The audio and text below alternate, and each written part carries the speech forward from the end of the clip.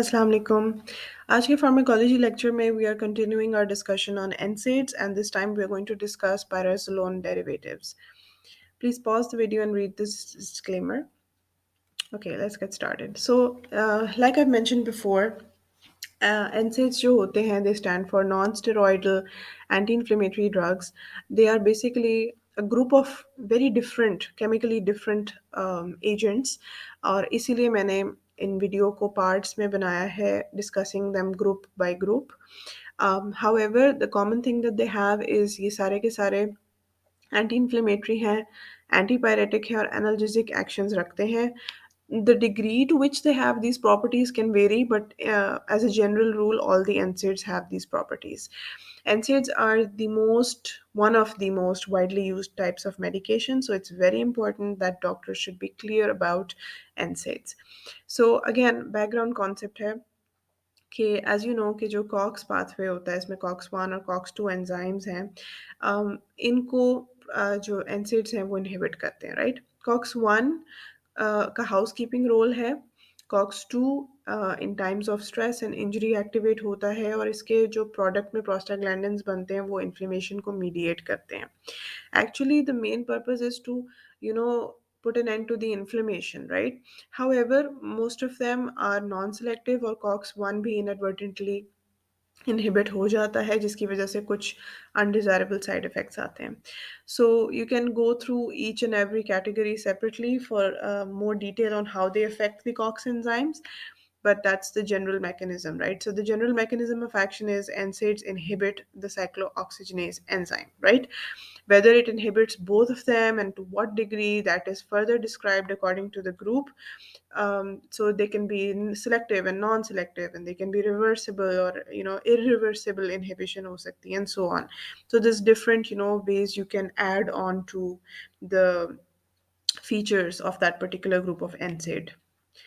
So you can look at this picture to get an idea on how we can talk about NSAIDs. We can talk about in terms of the chemical structure of NSAIDs. We can talk in terms of their COX selectivity, and there are many other ways we can discuss NSAIDs.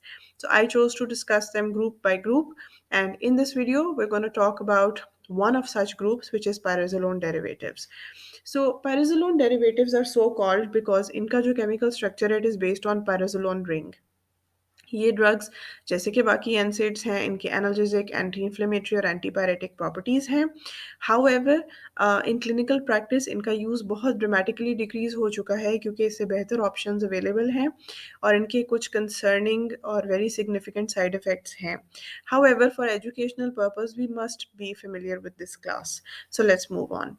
सो इस category के अंदर जो drugs हैं उसमें आ जाता है आपका phenyl butazone, ऑक्सीफेनब्यूटाजोन, फेनाजोन जिसको एंटीपायरिन या एनाल्जेसिन भी कहते हैं, फिर है जी मेटामिजोल या डाइपेरोन.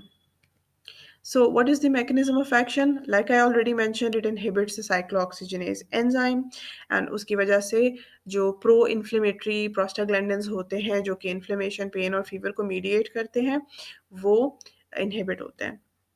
फार्माकोकाइनेटिक्स के बारे में अगर बात करें तो ये वाले derivatives orally, IV, intramuscularly different तरीक़ों से एडमिनिस्टर हो सकते हैं depending on the type of drug we are talking about. इनकी हाई प्रोटीन बाइंडिंग है 60 to 90% की रेंज में.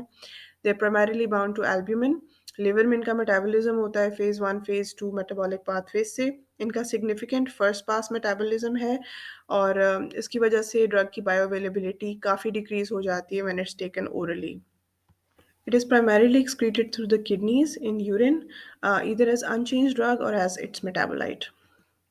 Risk or side effects, this is probably the most important of all the slides in this video.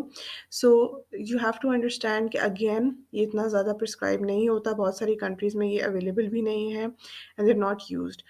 Side effects में agranulocytosis और aplastic anemia ख़ास तौर से phenylbutazone के साथ बहुत likely है. एंड इसी वजह से ह्यूमन में अब इनका यूज़ ख़त्म हो गया है. फिर ये हाइपर सेंसिटिविटी रिएक्शन हो सकता है, GI irritation, ulcers and bleeding. Metamizole can trigger bronchospasm specially in asthmatic patients. Toxic epidermal necrolysis हो सकता है.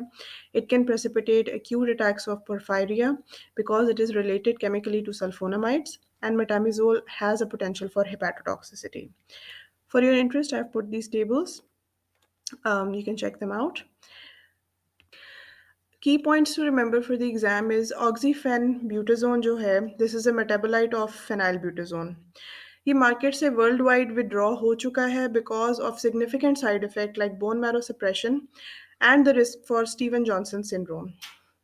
Then, about phenylbutazone, the important thing to remember is that it is used in veterinary medicine today.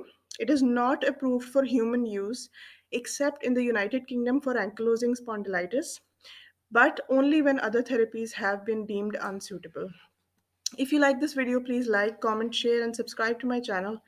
And follow me on Instagram and Facebook, and I'll be back with more videos. Allah Hafiz.